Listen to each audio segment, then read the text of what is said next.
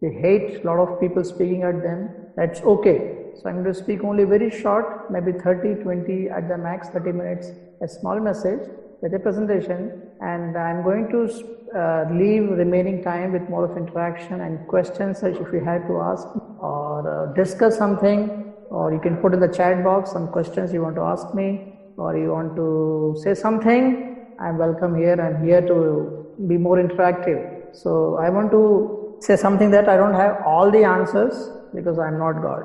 I'm a very limited man with limited knowledge. So what we can do is the best is we'll share, we'll talk, we'll discuss, and we'll try to find some comfort answers. I would say comfort means, okay, I can take it. You have right to reject it, and because we are in a democratic country, I'm not going to impose my ideas on you because these are not my ideas. We'll discuss, we'll share our views, and I'll be more open to listen more from you and hear more from you. If you have any struggle, if you have any experience struggle, if you have anything agenda to highlight, I'm more welcome to that. Because since I don't know you personally, I know any one of you, so I will be more excited to know you more in days to come, or maybe today. And please be open yourself and interact. If you are not doing it, I will make it happen. So because we are friends and we are friends of Christ Jesus and we are like a family. So yeah, do I have a right to share my screen? I don't know. Yes, you can. Yes, I can. Thank you so much. One more thing, you want to have the introduction now or later? Because I do not know whether all have joined. Okay. So which way would you like to? I think we'll do it at the end because more interaction will happen after my message. Okay. So by the time people will join in and they can also watch the screen what I'm sharing, and then towards the end, like after 20 minutes or 30 minutes, 40 minutes, I will be interacting and talking and knowing each other's, and let's discuss any agendas and questions also. Okay, go ahead. Okay. So yeah, thank you so much. All right. So it's a very small presentation, but there is a very important aspect and a very important question. Who am I? What's my name? Okay, you all have your good, lovely names your parents given, and you have lovely family to identify. You have lovely background, and which will know more each other. See, you can see myself right now. I am Solomon Das. My name, that's my name. I don't have any hair. Somewhere a little bit here and there. But yes, I have specs on my face, so I look somehow round face. That's me, you can see. And that's me, and uncle has given a small introduction about what I do practically. I have my wife and twin boys, so that's my family. Anyhow, so the question is, who am I? What I think about myself, what I think about myself, what I imagine about myself, from where I come from, and why I'm here, where I'm heading, why I'm studying science, why I'm doing engineering, why I'm doing medical science, why I'm studying in the school. I don't want to go to school, but my parents want me to go to school. So all these questions you may ask about yourself. And this evening we'll see who am I. Quickly we'll run this agenda and we'll see some of the aspects, who am I. Okay, science says that a person is basically of different combinations. Okay, you have a biological parents, we all have biological parents. So we look alike, we look a lot of similar to our parents. My boys have a lot of traits from me and my wife. So similarly, we all have a lot of physical, emotional, and a lot of emotional, psychological similarities how our parents are. So that's called genetic in playing, that we are from our parents. So we look alike, we have a lot of characters to share, similarities. At the same time, we have a lot of dissimilarities, we have differences which are not present in parents. That is also genetics, because we have a DNA cross-linking so that we develop new characters. That's the beauty of biology, that's the beauty of God in playing, that He is creating new uniqueness in every individual through DNA structure. So there is a behavior pattern, there is a environment playing in our designing our characters. For example, our family we are coming from, or the place you're coming from, the state you're coming from, the geographical location you're coming from, the food you eat, the clothes you wear, all these different upbringing environment plays greater role that shapes us, how we experience, how we see things, our perspectives, how we see crisis or how we see goodness. and then a lot of, at the same time, there's a lot of body changes all at the same time. How we react. Okay, some are very spontaneous, some are very cool, and we'll see these differences in my next slide. So these are developmental, social, emotional maturation with body as grows, as from puberty to adulthood, and from adulthood to the manhood. As we grow, and I'm getting old, so you can see some of my changes in my body. I'm getting old. My hairs are gray now. So I'm getting weak. These are symptoms and these are changes, and we appear in different forms. And also physically, there are a lot of differences in each other's life because of different family background, and we share different genetics, we different DNAs, the race, the color of the skin, and how we look, how I speak, how I behave. Lot of factors are involving in this game. So people say that, okay, who am I? I'm North Indian from Uttarakhand or from Bhopal, my mom. So you can say I have some characters of Malayali because my mom is Malayali. Okay, I have characters of a Hindi wala because my dad was from UP. So these are the similarities or dissimilarities which shapes me, which defines me. Who am I? Okay, I am Solomon Das from North India, from Bhopal. I love chapatis, and I also love rice at the same time. So these are my qualities to define into. So basically, if we go further, there are majorly 4 temperaments. What is temperament? How we behave technically, how we react. And this temperament is connected to your genetics, to your DNA. Okay, people say that some people are very spontaneous. You know, when these people enter this home or a class, you can easily identify. They're very loud, they make friends so fast, they're very enthusiastic all the time, they're over jumping, they're all reactive, they're sometimes so anxious, their body language is so intimidating. You can see them when you see in a classroom. One student entering the class, the whole class will know that person. Without even telling his name, you will notice that person. That is choleric temperament. That is very choleric temperament. Okay, just hold. Second is something is sanguine. Sanguine personalities are like very light-mooded. They're like comedy stuff. They're chill people. They're not spontaneous. They react very sensibly. They let you think and then speak. You can see such kind of personality. The other is very artistic, very emotional people. They're melancholic. They're very slow. They're introvert personalities. They don't speak much. You try to speak with them. After 10, 5, 8 questions you ask, they'll answer you one. They're too emotional. They cry so fast. And at the same time, they're very artistic people. They're very artistic. They love arts. They love music. They at the same time, they love paints. Most of the world famous artists, especially the people who work with graphics, are melancholic personality. Other is phlegmatic. Fourth person is like more phlegmatic, is like they're also very slow. Same time, they're also loud, but they're more of like to their own kingdom. They don't share their life with other people so easily. So largely these 4 personalities, but we are not only 4 personalities, we are actually a mix of all these different personalities. To take me, I'm combination of sanguine and choleric, the first 2. If you define me, I am of these 2 upper personalities. So these personalities, this temperament is actually genetic. That's how we are made largely in every family. So we have to understand that this is what we are actually. And with these differences comes a lot of negative reactions also. My whole talk today is to make you understand, to educate yourself. There is a crisis how we react to different agendas, both positive and both negative. But especially in young people, we are so loud, we are so clear when we don't like something.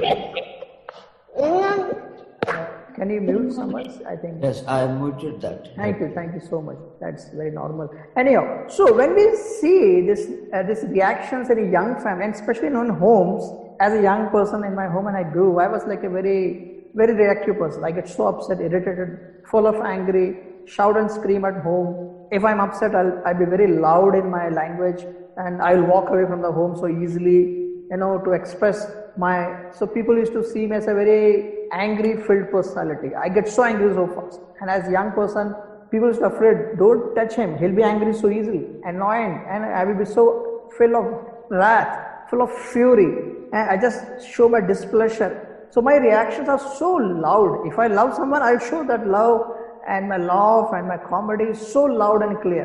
So this negative reaction, people are always confused actually. What's happening with me? Why I'm so angry all the time?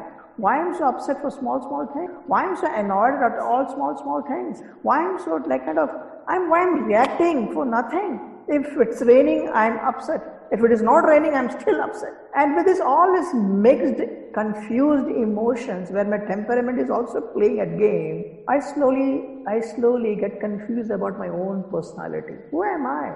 And the first question we often ask, especially young people, they say themselves to your own personality that I think no one understands. No one is, and especially my family is never going to understand. That is why you and me make friends outside the home. We are more comfortable outside than home. We think our school friends understands me more better than my father and mother. Oh, my dad is so busy, my mom is so busy, my kids are, my brother and sister, oh, I just don't want to talk with them. We are not of same personalities. We are not like-minded people. I'm not going to share my feelings with them. They always judge me. They always condemn me. They always act so holy. I don't want to talk to these people. And we always find solace and comfort in our like-minded friend circle in our college and school. Why? My friend understands my anger, why I'm upset. My friend understands why I'm laughing. My friend understands why I'm so outraged. We call this tantrums. Oh, this person's throwing a lot of tantrums, and we understand that person. But that tantrum is always judged in home as a negative way. But we have respect in our school and colleges because that all same tantrums, people love us.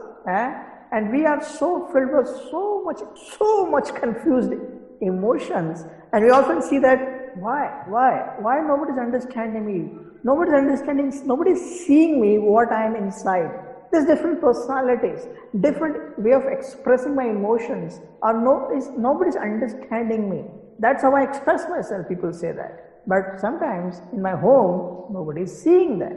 They're too busy for a lot of things. But I'm screaming and nobody's listening. I met one young person, very interesting young man. He came to me, he was sharing his emotions, and he told one interesting fact to me. Bhaiya means big brother. What I do all the time is, I break things in home. I break glasses, I break utensils, I break things in my home, so I can grab my attention of my mom and dad. I said, why doing that? That's not right.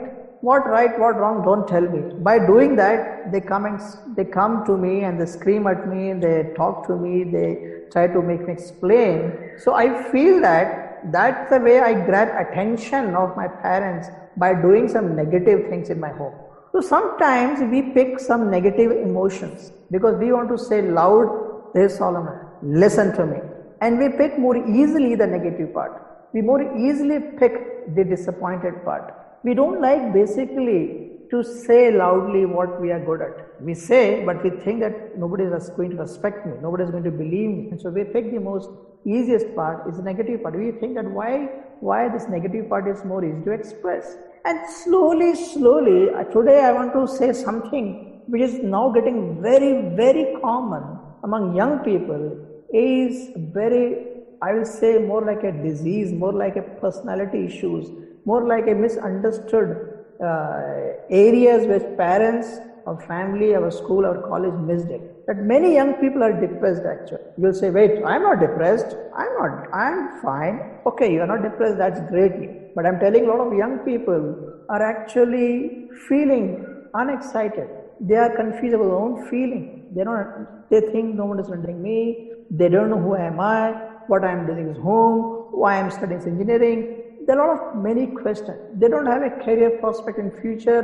I don't know what God wants from me. I think God is not speaking with me. Maybe I'm not so much spiritually mature that maybe God is not speaking to me. And there's all these different questions of this confused state, that who am I? We always end up in a lot of confusions. And some of the symptoms I want to share here is, we start thinking. Let me tell you, it all starts here.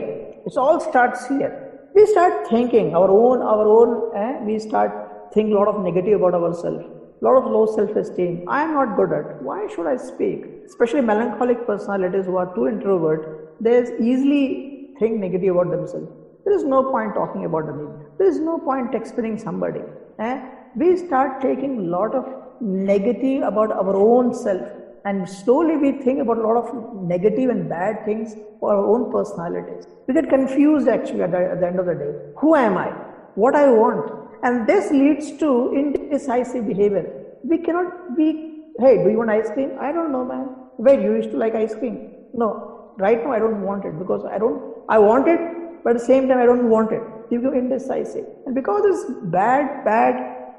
negative thought process, it leads to your physical changes. You don't want to, go anywhere, no outing. I want to sleep a lot. Some people eat a lot. Like person like me, I eat more when I feel sad. I love eating more when I feel sad. So that is also a problem.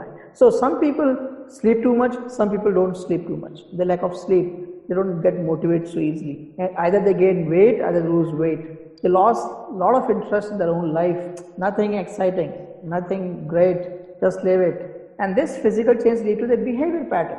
They withdraw themselves and they spend more time lonely. They're sitting alone. They don't want to go and play games and sports.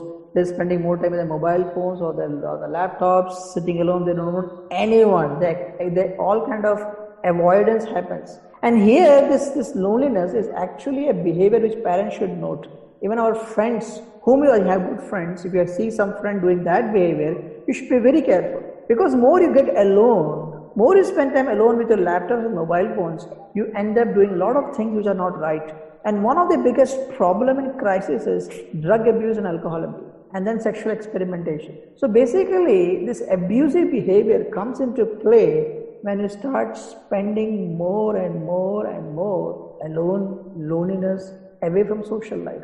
And that leads to this action, this behavior leads to a terrible feeling of sadness, too much of anxiety, too much of angry, too much of guilt, mood swings, hopelessness, helplessness, irritability.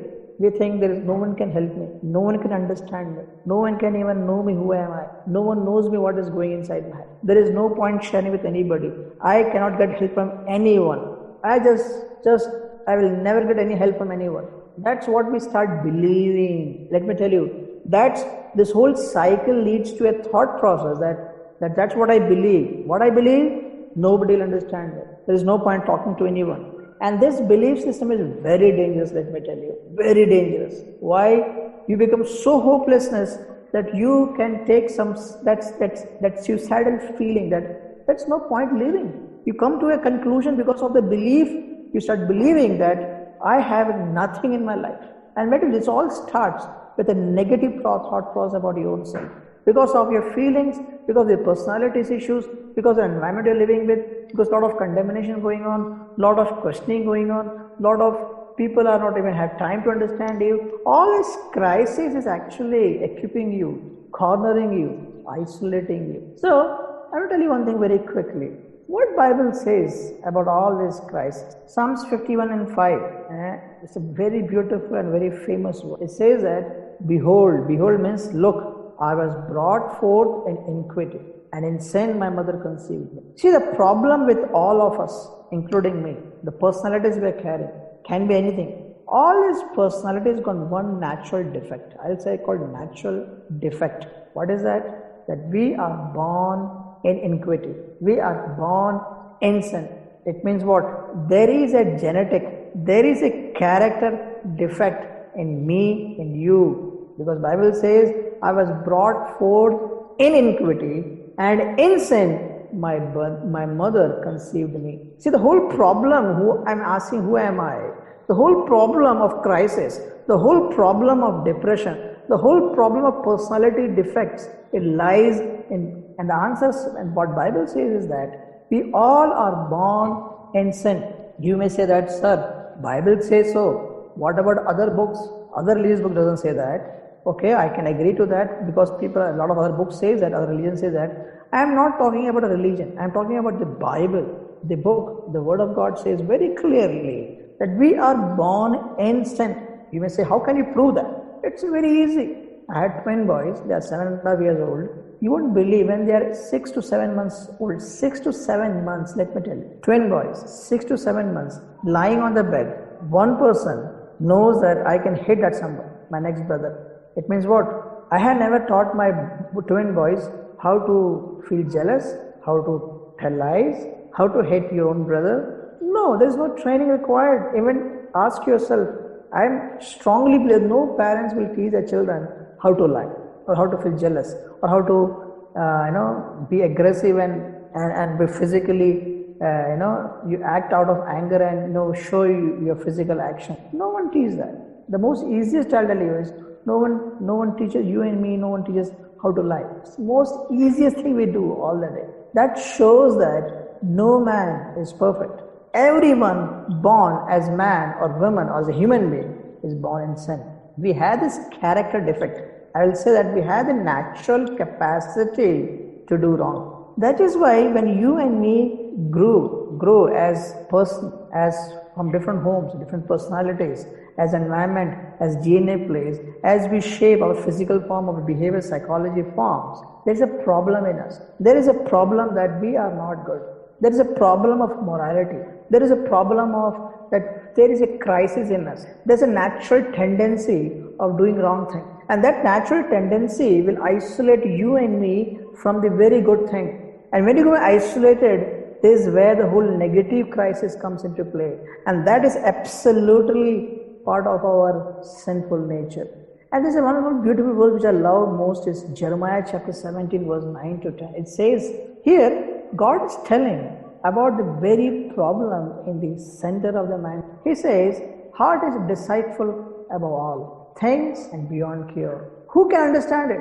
I, the Lord, search the heart and examine the mind, to reward each person according to their conduct, according to what their deeds deserve. God says that I have seen man's heart.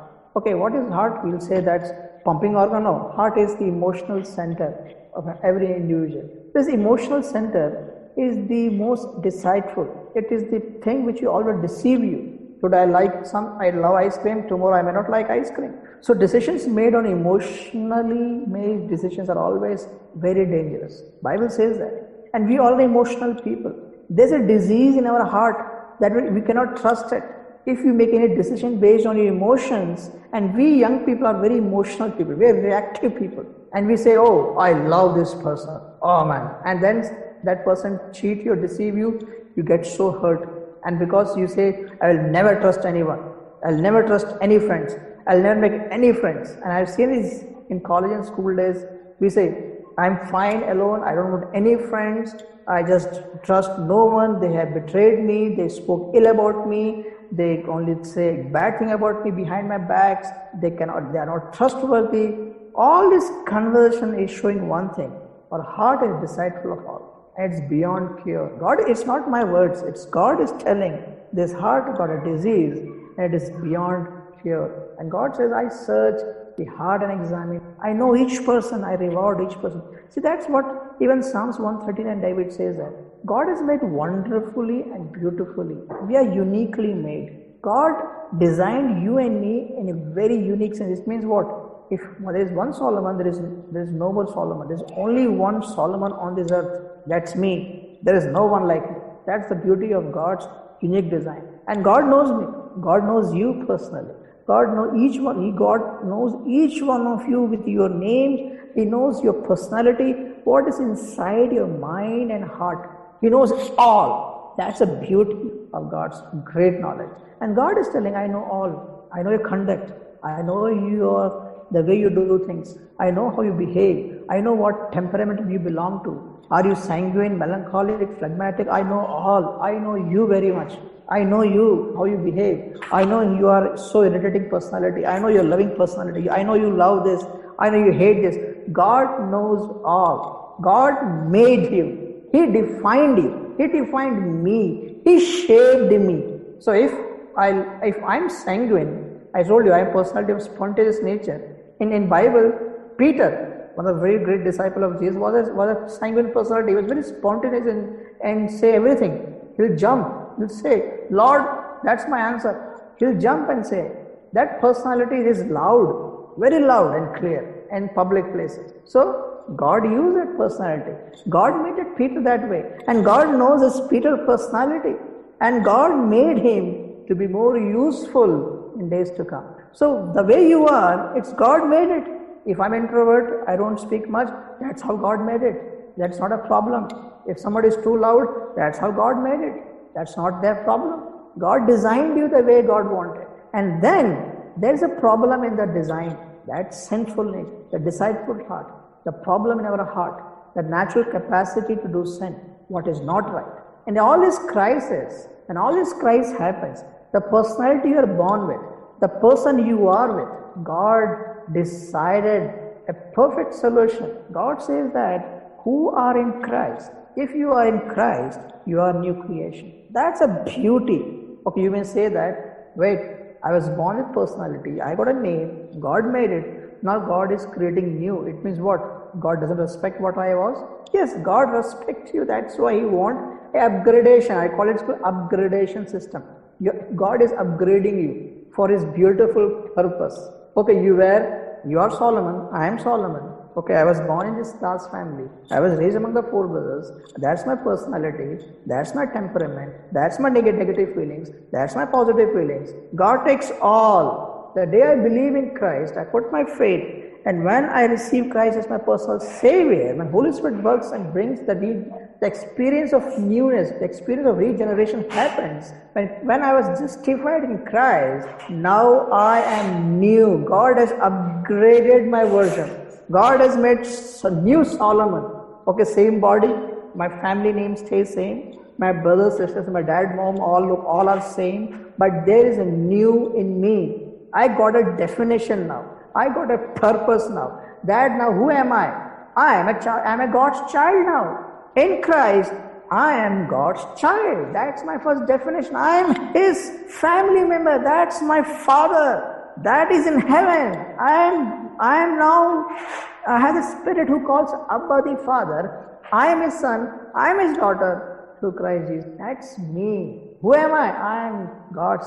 I am a friend of Christ. Who is my best friend? My Christ, I called you friends. That's Christ says, I call you now friend. And I lay my life for you. That's the best friendship someone can get it. A friend who will stay forever. He will never forsake you, never leave you. Where the crisis you are going through, every friend left you. You are alone. Christ never left you. That's His promise. He is the best friend someone can have. And if you are a member of Christ Church, you are the member of that body. You are not alone now. You don't have to stay alone and depressed and say, no one understands me, no one knows me, no one loves me, no one even talk to me. No, there is one who always ready to listen to you. That's our loving Christ. There is a body of church who is ready to listen to you, accept you the way you are. That's a body of Christ, that's church. We are no longer citizens of this earth. We are citizens. This life is going to be short. Make it worth it. Don't waste your youthful. You are energetic, dynamic, strong, powerful, be useful. You know why? God is going to use you. And this new creation, God is actually giving you the true freedom actually. Christ says, I am the way, the truth, the life. Know the truth and truth will set you free. And let me tell you, young people, we all love freedom, right? We don't want bondages. We just want to feel like birds. We want to fly. If you want to enjoy the true freedom, know Christ. And if you're in Christ, then know Christ more deeply as a relationship. Be His disciple. Be her disciple. And follow and be more like Him. And you enjoy the true freedom. Because Christ says, and Paul says in Romans 8:1, there is no condemnation. There is no condemnation. God is not going to judge you. He already judged His Son for you and me. He already condemned His own Son. It was pleased God, Father, to, crush His own Son. Why? Because He loved you, me, more than anything. That's, why? Who am I? I am in Christ. That's me. And that brings joy, comfort, that brings so calm and peace, because why? Now I know what I am. If I'm upset, if I'm sad, now I have new definition. I have a new biblical perspective. I have now a new godly perspective to see my own life to be more fruitful, to be more productive for His glory. So I'll wind up here right now, and I hope this small talk, this small PPT, it is I was trying to convey some of the message as a small message that who we are. Maybe you're asking a lot of questions to many people. That's how God designed you, naturally, in the whom you are. and now God is converting you, turning into a new in Christ Jesus. It's called upgradation. I given a very good example, which is not a good example maybe, that you got a laptop, it came with Windows 8. Now you're upgraded to a upper version, a better version, better functionality, better efficiency, better productivity.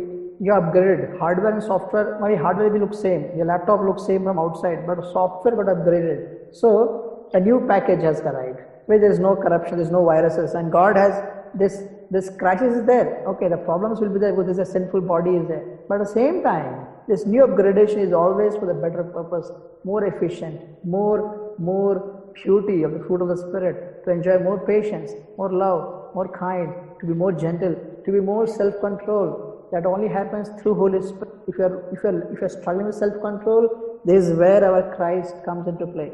This is where the Holy Spirit comes into play. Self-control is a fruit of Spirit. You and me cannot achieve our own strength with our own energy. No, it will fail. This will fail. Surrender to Christ and He will transform you to a new personality and give a new definition. So that's why I say, whoever in Christ. Thank you so much. So I'll request all the young people, see, a lot of names are going on and you all are handsome. Let me tell you, message was very clear. Whatever the way you look, God designed you and all are beautiful and handsome in the eyes of the Lord. So please open your lovely cameras. I don't care what background you have. I don't care. I just see you. I respect you, and I just want to see you all. And because you all are lovely people in God's eyes. So please don't hide. It's youth meeting. So and it's great. And also, if anyone has difficulty in communicating in English, they can also do it in Hindi to be free, because they should. We want them all to communicate. So if they feel difficult to communicate in English, you can do it in Hindi. Okay. आप लोग मैं हिंदी समझता हूँ, आप लोग हिंदी बात कर सकते हैं, अंग्रेजी जो सही लगा आपको. आप लोग प्लीज अपना नाम बताएं. Tell your name and what you do and quickly, and if नहीं बोलना चाहते क्या करते कोई बात नहीं. Just tell your name and we can more interact. If you have any questions to share, if you have experience to share, if you have struggle to share, और ऐसा लगता है कि नहीं भैया ये सब पब्लिकली में बोलना नहीं है, तो अंकल के पास मेरा नंबर है, आप मुझे व्हाट्सएप भी कर सकते हैं. 10 के बाद नहीं, उसके पहले. So but okay, open for all. Tell your names, your lovely faces, your lovely names, and we can talk and we can share. And and I also can share my own struggle with you. I don't have problem with doing that, because we all are young people and we all have same struggle. We all are in the same boat. So we'll start with gentleman. I don't know his name. Okay, Hosea Diggle. Okay, you can unmute and tell your name and आप बोल सकते. Okay, I am Hosea Diggle and I just completed my 12th. Great. And I'm waiting. I'll have to take admissions, and I'm planning to take admissions in Orissa for my college. Best wishes. Great. Thank you. I can see Hannah. I can see Yuvraj, Sanovar. Okay, please feel free. It's free time. You can unmute yourself and introduce yourself. Tell about yourself, or you have any questions to ask. Please interact. If not, I'll ask questions. It's not good, right? Hello everyone. Yes. My name is Robert Samlingrai, and I just completed my class 12, and I'm looking forward to do college, and I'm looking forward to be a writer, so I've probably taken English. So let's see how it goes. So really excited for coming days, but this lockdown has made it real hard for all of us. So thank you, sir. Thank you, Solomon, sir, for such a beautiful topic. Like, I could relate to it so much that, and I personally feel that it did really help me a lot and did help everyone out there. So hello everyone out there. Thank you, sir. Thank you for the opportunity. Thank you, Robert. Best wishes. Be a great author in days to come. Thank you, sir. Oh, you can ask any questions on the same topic, because I spoke very less. I didn't have time to explain everything. So if you have anything to ask, please ask. आप पूछ सकते हैं, कोई सवाल इसमें से कुछ पूछना है, समझ में नहीं आया विषय का, तो पूछ सकते हैं, और कह भी सकते हैं, ऐड भी कर सकते हैं. I think you have to call the name, then only Okay. they will come to you, I think. Okay. Because a lot of videos are up that nobody is. कोई बात नहीं. Everyone, please go forward. Anybody?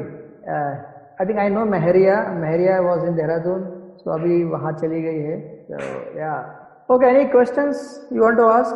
That was very tough. See, हम लोग बोलते हैं कि जब there are no questions, two things happens. एक, सब कुछ समझ में आ गया, I know I got everything, बहुत easy था. दूसरा, कुछ समझ में नहीं आया, सब कुछ ऊपर से निकल गया, it all went just above my head. तो सवाल नहीं है. तो I think दो में से एक तो पक्का है. आपको सब कुछ समझ में आ गया? All understood? I hope so. I hope so. Okay. नहीं तो मैं एक क्वेश्चन पूछता हूँ आप लोगों से. I need an answer from you people. Actually, I am struggling myself. मैं एक सवाल आप सबसे पूछना चाहता हूँ. I just want to initiate a question so that others can follow. Though I'm not young by age. You see, you talked about negativity, you talked about depression, you talked about various things, and but as Robert said, that this lockdown, it was somehow forced on everyone, and as young people, it is so frustrating to be in the four walls. So, will this have any negative impact on the mind in the future? Will it in the future, and will it reveal it in a different form in the social networking or in the social communication? Yes, I have seen this pattern personally, and I have seen two things. Yes, it is affected, and it is affecting many young people. Like not only young people, also all different ages of life, but especially young people. I'll tell you what has happened is lockdown gave them. Young people love movement. Physically, they want to go out. Okay, young people cannot sit in one place. One of the young boy, 7 years, he cannot sit in one place. He just want to go out. So young people love going out, but same time, when they get chance not to go out, they need something to go on. That's a big crisis actually. Okay, parents say study. Let me tell you, that won't never work. And after some time, these young people will start become rebellious. So that is one big crisis happened. Is what is happening now with them is. It is actually one thing is with social media and binge. We call binge means they start going into a lot of web series, Netflix, Amazon Prime. There are not tons means I can have numbers to explain the number of web series and movies going on. So what is happening is no one is noticing them, no one is checking on them. Internet is now very cheap. So they are binging, they are watching number of episodes continuously. That the things they are seeing, the things they are listening, the content going their head is now shaping now new paradigm shift. Second thing is, same time they had a lot of planning for the future, for the career, for the future planning. They got stuck. Now the hopelessness is now coming in the heart. There is no point. Coronavirus has killed my life, my career, my future. I don't see any benefit of doing anything. I had a plan to go this, I had a plan to do this course, I had a plan to do this kind of thing. Now nothing is going to work. And there's uncertainty. Next month, no idea. Next year, I have no idea. What will happen if I go to next city? Can I do from my own place? So all these questions is now hopelessness. I will say more of depressive symptoms are now visible among the young people. Now, the best part is, I say the best part means the worst part. The depression symptom become more worsened because of too much social networking. See, what is happening is our young people now isolated from the social life.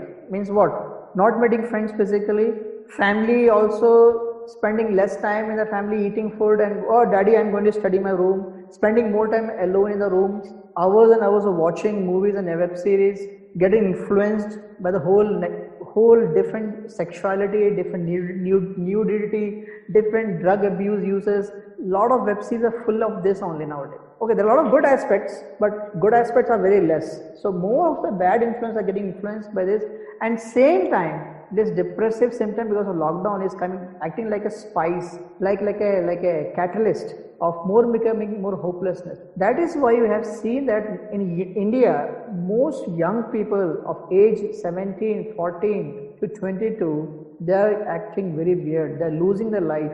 A lot of suicidal tendencies are being happening. We as parents and we as church need to reach out, and especially young people, I encourage you, please don't binge. Don't binge means don't spend too much time in mobile phone or laptop watching all this numerous web series of 10 episodes continuously, watching movies continuously. The content you're watching, the content you're seeing and listening, these are actually shaping and influencing the mind, especially in lockdown. Lockdown means you're not secluded, you're isolated, you are not cornered now, physically, emotionally and mentally. And because of all this nature, you're losing the spiritual interest. You're losing the interest in the prayer, in the Bible, in the study and everything. You know why? That makes no sense. Why not make sense? Because that doesn't give any hope. because you're losing the very foundational problem of trusting and believing what the Spirit of God can do. You and me start thinking that what joy, what kindness can bring in, what joy can bring me in, what is the meaning of self-control? If can I watch 10 episodes at a time? What's the requirement of what's the use of self-control? Let me tell you, if you're not disciplined, if you're not disciplining the usage of your mobile phone and the content you're watching it is actually creating a mental issues like anxiety, addiction, and other mental issues by all this continuous spending of web series and social media and actually influencing the whole mind pattern. So one day lockdown will be over, don't worry. One day this whole world will become normal, but it will take some time. But by then, your mind is not damaged. So be careful. Yes, brother, that's a big crisis happening because of lockdown. We need to be very careful in this, especially young people. Anybody else wants to ask something, you are free to ask. We have got about 10 minutes more. So as we all know that because of this lockdown, we have to face with our own demons. Like it is lurking in our head, and as you talked about loneliness and every other thing, that's exactly like what's happening with me and including many other youths I know. So what is your take on this? Like, sir, what do you want to say on how to stay sane on these moments, and how do we connect to God, or like how do we, sir, motivate ourselves spiritually? And this has been really tough because we are not being able to go to meetings, and hopefully Zoom meetings are helping, but how do we, sir, stay sane at this moment?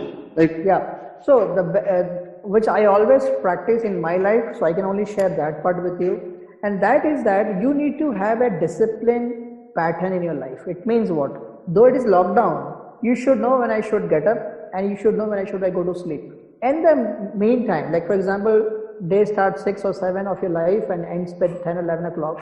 You should know how much sleep you require and how much you should get up and what should I do. You should have a weekly plan, a small plan, not like we always make monthly plans. Don't make big plans. Make a small weekly plans of 6 days or 7 days. And that weekly plans, bring it to a daily plan and do things in daily basis. What I need to do morning, noon, evening, when I should eat, when I should take bath, when I should read books, when I should do my education, my college, my school, my homework, even you can spend time on also social media, which I cannot stop you. You can do it, but there is a specific time you should fix for it. But what happens is you do 1 day, 2 day, and then 3rd day all gone.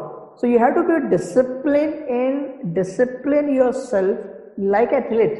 Athlete means what? He is training himself to be. His agenda is to get a first prize, to be participant in Olympic race. So if you want to be part in the Olympic race, you need to work hard every day because you want to participate at least in the Olympiad actually. It's a very same concept.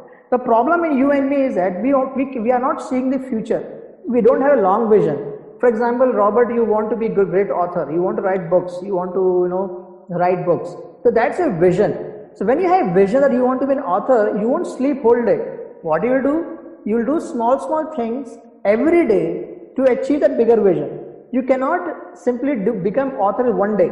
Okay, one day after 10 years I'll wake up, I'm a great author. No, you have to do every day small things. Even you have a school, you have education, you have lot of things. So for example, you feel so depressed, you're lonely. So I always say that my habit, I always keep Bible in my table.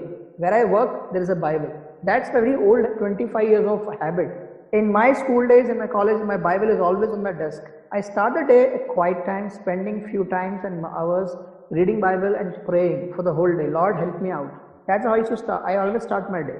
When I was school, college, PhD, and now I'm a family man, I still do the same habit. Why? That's how I begin my whole day. I read some word, spend some quiet time, study the word, and get motivated for the whole day. And I follow that pattern, bring some changes, but I have a pattern. You need to have pattern with a vision, what you're heading to, what are you going to achieve. That will give you the motivation for it.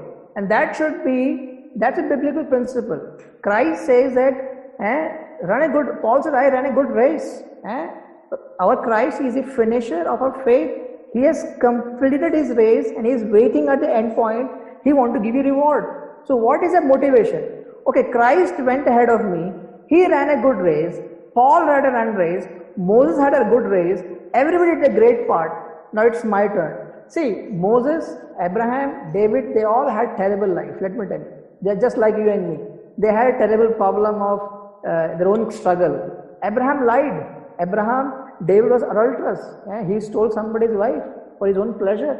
So they all had problems, but they had a focus. They had a forgiveness. They came to a repentant heart. They came back to the fold of God's forgiveness. It's a daily struggle of sin, but we have forgiveness at hand. We have repentance. We have a pattern to follow because our focus should be the end point. Where you're heading to, what you're going to achieve. That should motivate you. But what happens at the end, opposite? We sit in the mobile phone. Our focus is to finish 10 episodes in one day. That is our vision and our agenda. Because of that, we lose all remaining things. We don't even do other things in our life because our agenda is to finish the seasons of Netflix. One season has 3 seasons, 4 seasons. I should finish in 10 days all the seasons because my friends finished it. I should update with my friends. That if that is your vision and agenda, then that is not your life. Then what happens? When season is over, you are depressed. Nothing new. Nothing excitement. Your excitement gets over when season is over. So when movie is over, your excitement is over. So when your such vision and focus is that part, then definitely you'll get depressed. So create a pattern, be disciplined, achieve small thing every day, and do things, productivity, creativity, efficiency, and watch out your personalities. I told you, you have a different personalities. People who are introvert, melancholic, they don't share much. They are very, very slow. They are always into themselves. They should more involve in outer activities like painting, music, go do something, gardening. Melancholic are good gardeners. They are artistic people. They are graphic designers. They are that kind of personalities. If a sanguine, you are too loud all the time like me, I should calm down. I should prayerfully calm down and spend more time in other things which I be more available. So you have to see your personality is what God designed you and be available in the God's hand to be more productive by having a great vision in the future. Then only you can do. I always stress one thing for young people. Always make a pattern one day at a time. There should be a weekly plan, but have a day plan. Review it at the evening. Okay, how much I achieved it? 60%, 40%, 10%, that's okay. Try next day again. Go. And that will motivate you and build up confidence. Okay, Robert? Thank you so much, sir. Thank you, sir. See, with all these pressures and everything, what you are saying, now how about now some of them are going for the higher studies. They have to decide, choose the line what they want to. But they also have now the added pressure, some of them, not all of them. Some of them have the pressure from either parents or the relatives that no, you choose this way. Now, as it is, they are under different pressures because of this unforeseen circumstance. Now, added to that, they are not getting the freedom to do what they would like to do. So how do they face this pressure and overcome? To be honest, that's a very, very massive pressure for young people. Actually, those who have finished 12th, a big pressure from the family because family decided what my child should be. Okay, my child should be a doctor, engineer, parents decided, 100%. But let me tell you, that is a massive pressure. I don't have an perfect answer, but let me tell you one thing.